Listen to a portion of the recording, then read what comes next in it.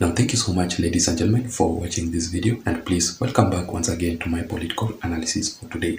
So, President William Ruto allocated Kenya shillings 645 million for the former head of state, Uhuru Kenyatta himself, the former Prime Minister, Right Honorable Raila Odinga, Honorable Stephen Kalonzo Musyoka, Martha Karua, and basically the entire Azimio Alliance in his proposed finance bill 2023. So let me just read for you and show you on the screen this statement made by the Nandi County Senator Samson Cherargei. So he's saying that Uhuru Kenyatta, Raila Odinga, and Stephen Kalonzo Musyoka have been allocated Kenya shillings 645.9 million in 2023/2024 financial year that shall be funded through the Finance Act 2023 through taxpayers' money.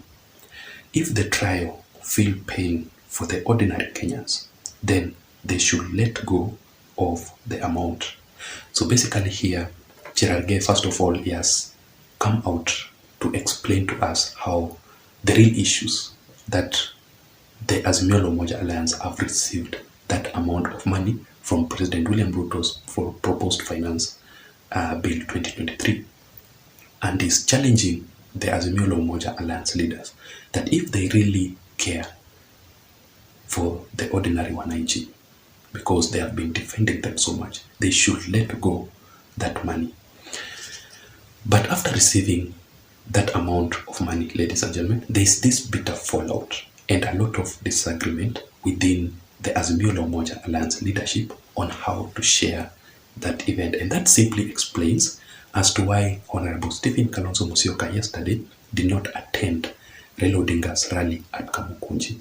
And I will still do a critical analysis on that, because according to Raila Odinga, the reason as to why Kalonzo Musyoka boycotted that event is simply because he is not in the country. He traveled, he jetted out of the country to Europe. But according to the sources, there is that disagreement between Raila Odinga and Kalonzo Musyoka during a meeting, because currently Kalonzo Musyoka is within the country. Whatever allegations that Raila Odinga was making is all a lie to defend Kalonzo Musyoka. But the real issue is that there is that bitter fallout between themselves. I will do a critical analysis after that video, so make sure you will go check out after I upload this video. So before we go even to deeper details and give you the critical analysis of this video here, just in case you're currently watching and you haven't subscribed, I'm just requesting you to please subscribe and give this video a like. You can also press the notification bell down below so that every time I upload a video here, YouTube will automatically update you by sending you the notifications. Otherwise, to my returning subscribers, I also want to appreciate you so much for your continued support. Actually, without your support, this channel cannot be where it is currently, and that is why I don't take your entire support for granted. So let me give you the real issues on what is going on. Let me expose to you. First of all, there is a bitter fallout between the former head of state, Uhuru Kenyatta, and Right Honorable Raila Odinga, because according to them, the former head of state, Uhuru Kenyatta, demands that he should get the highest share because he is actually the senior most. He is the Azimio Alliance Council chairman, who is above Raila Odinga, and also he is the former head of state. So basically, he is the senior most in Azimio Alliance. But Raila Odinga, on his side also, he is demanding a huge amount of share because he's saying that he deserves it because it is all about the agreements and the numbers. When you look at the ODM party as an affiliate party of Azimio Alliance, and when you look at the former head of state Uhuru Kenyatta's party, the Jubilee Party, when you weigh the differences and the strength of these two parties, ODM and Jubilee, according to Raila Odinga, the party that has more MPs should get the highest share of the amount. Like for instance, in this case, Raila Odinga's party, which is the ODM party, has a total of over 70 members of the National Assembly, while the Jubilee Party has only around 25 members of the National Assembly. So you can clearly tell the difference, which party is stronger than the other. So when you share the amount considering the party leadership and the party strength, Raila Odinga should get more. But when you look at the senior most in the Azimio la Umoja Alliance during the sharing, Uhuru Muigai Kenyatta should get the most, or should get a huge sum amount of money. So those are the kind of the differences that we are currently seeing, that is currently within the Azimio la Umoja Alliance after receiving the 645 million Kenya shillings. There's that bitter fallout fight for the sharing of that money. Secondly, ladies and gentlemen, there's a bitter fallout between Honorable Stephen Kalonzo Musyoka and Martha Karua. This is why. When you look at the same issue here on the allocation or sharing of that some amount of money, Kalonzo Musyoka on his side is arguing that because the Wiper Party has the majority of the members of the National Assembly, even more than the Jubilee Party. No, it is the third largest party in Azimio la Umoja Alliance. But Martha Karua, it should get the more money than Martha Karua, because Martha Karua actually in her party, the NARC Kenya party, does not have even an elected leader in the Azimio la Umoja Alliance. But on Martha Karua's side, she is arguing that she must get more than Kalonzo Musyoka because she is the senior most.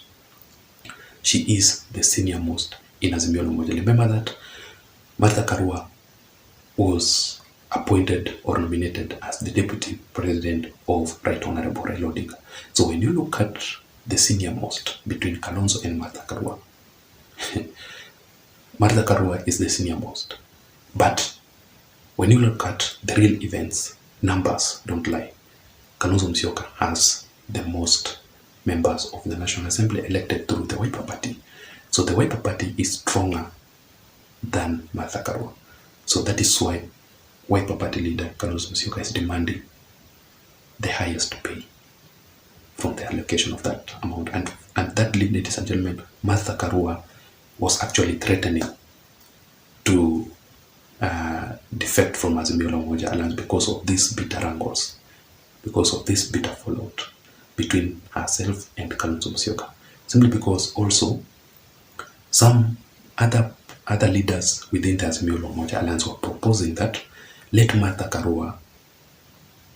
were proposing that Martha Karua should not get any amount of money because of her party. Her party does not have any elected leaders. And I want you to remember that Azimio la Umoja has very many parties, even though some of them have defected, but there are other small parties within the Azimio la Umoja Alliance which also must get that amount of money. They must get that share. So basically, those are the kind of issues that are emerging. Those are the kind of exposed issues within the Azimio la Umoja Alliance. And I think they must sort out this issue before it erupts to the public. Raila Odinga must ensure that these issues are being solved within time. Otherwise, it will create a bad embarrassment for the Azimio la Umoja Alliance and Raila Odinga and the leaders there. So that is it, ladies and gentlemen. I don't know what you think. Let me hear your thoughts on the comment section below. What do you think about William Ruto, first of all, allocating that amount of money, 645 million Kenya shillings, in his finance bill 2023 to the Azimio la Umoja Alliance?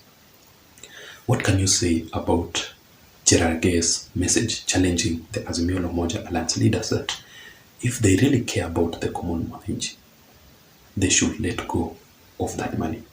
And what can you say about the bitter fallout and the sharing of that amount of money within the Azimio la Umoja Alliance leadership? What can you say about it? Who should get more? How does it go about? Should it be shared on considering the ranking issue on the senior most, topmost leaders, or it should go by the parties, the strength of the parties? Let me hear thoughts on the comment section below. Otherwise, I don't have much. Thank you so much for watching. Until next time, my name is Jason. Bye bye.